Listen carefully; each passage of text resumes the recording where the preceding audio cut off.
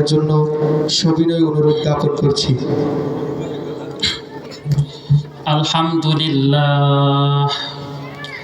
আলহামদুলিল্লাহি ওয়া কাফা ওয়া সালামুন আলা ইবাদিহিল্লাযীনা ইসতাফা আম্মা বা'দু ফাআউযু বিল্লাহি মিনাশ শাইতানির রাজীম। বিসমিল্লাহির রহমানির রহিম। ইন্নাল্লাযীনা ক্বালু রাব্বুনাল্লাহু সুম্মা ইসতাকামু তাতানাজ্জালু আলাইহিমুল মালাইকাতু আল্লা তাখাফু ওয়া লা তাহজানু ওয়া আবশিরু বিল জান্নাতিল্লাতী কুনতুম তুআদুন। وقال رسول الله صلى الله عليه وسلم كن في الدنيا كأنك غريب أو عابر سبيل أو كما قال النبي عليه الصلاة والسلام ونحن على ذلك لمن الشاهدين والشاكرين والحمد لله رب العالمين। الحمد لله। মুআজ্জাজ হাজিরিন, আল্লাহ তাআলার দরবারে অসংখ্য গণিত শুকর যে আল্লাহ পাক রব্বুল আলামিন আমাদেরকে দ্বীনি পিপাসা নিয়ে আখিরাতের সামান তৈরি করার, আখিরাতের প্রস্তুতি গ্রহণ করার পিপাসা নিয়ে আল্লাহ পাক দ্বীনি মজলিসে বসা এবং দ্বীনি আলোচনা করা এবং শোনার তৌফিক দান করছেন। এই জন্য সকলে কালিমাতু শুকরিয়া আদায় করি আলহামদুলিল্লাহ। তো যে ব্যক্তি আল্লাহ তাআলার শুকরিয়া আদায় করে আল্লাহ পাক তার নিয়ামতকে বাড়িয়ে দেয়। তো আমার হাতে একবার সময় কম, সময় খুব সংকীর্ণ, অল্প সময়ের মধ্যে কয়েকটা কথা বলার খেয়াল আছে ইনশাআল্লাহ। তো আল্লাহ পাকের শুকর যে আল্লাহ পাক আমাদেরকে দ্বীনি মজলিসে নিয়ে আসছেন।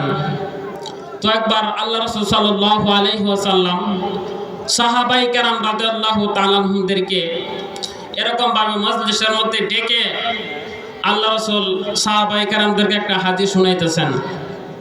আল্লাহ রাসূল সাল্লাল্লাহু আলাইহি ওয়াসাল্লাম সাহাবায়ে কেরামদেরকে লক্ষ্য করে বলেন, হে আমার সাহাবায়ে কেরাম, জান্নাতের মধ্যে একটা বাড়ি আছে, একটা মাত্র ফিলার থাকবো, বিশাল বাড়ি, একটা মাত্র ফিলার। আর এই ফিলারটাও একত পাথর দিয়ে তৈরি।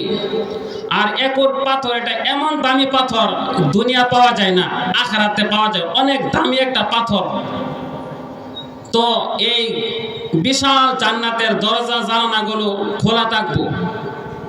রাসূল বলেন, তুদিয়ু কামা ইউদিয়ুল কাওকাবুদ দুররি ক্বালু ওয়া মান ইয়াসকুনুহা ইয়া রাসূলুল্লাহ। আল্লাহর নবীর সাহাবায়ে কেরাম জিজ্ঞাসা করেন, হে আল্লাহর নবী, এমন সুন্দর জান্নাতের কথা আপনি আমাদেরকে শুনাইতেছেন, ও আল্লাহর নবী, ওই জান্নাতের মধ্যে কারা বসবাস করবো, কারা থাকবো? আল্লাহ রাসূল সাল্লাল্লাহু আলাইহি ওয়াসাল্লাম সাহাবায়ে কেরামদেরকে বলেন, হে আমার সাহাবায়ে কেরাম, ওই জান্নাতের মধ্যে তিন শ্রেণীর লোকেরা থাকবো, যার ভিতরে তিনটা গুণ থাকবে, তারা ওই জান্নাতের মধ্যে বসবাস করবো। কয় শ্রেণীর লোক?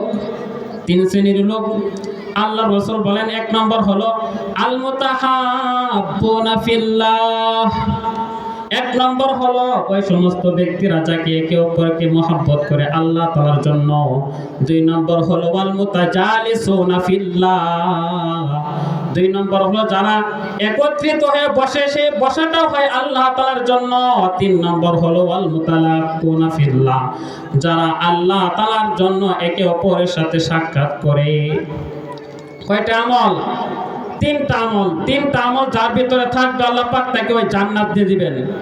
দেখেন, আজকে আমি আপনি বসছি, এই বসাটাও যেন একমাত্র আল্লাহ তাআলার জন্য হয়।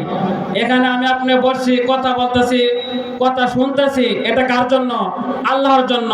এমন না যে কথা শুনতেছি, কথা শোনার পর কিছু বিনিময় আমাকে আপনাকে দেওয়া হবে, এই সুবাদে আসছে। এটা বসার কার জন্য?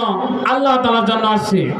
আখিরাতের ফিকির রাখা, আখিরাতের ফিকির রাখলে আল্লাহ পাক হয়তো এই আমলে তার আল্লাহ পাক ওই জান্নাতটা আমাকে আপনাকে দিয়ে দিবে।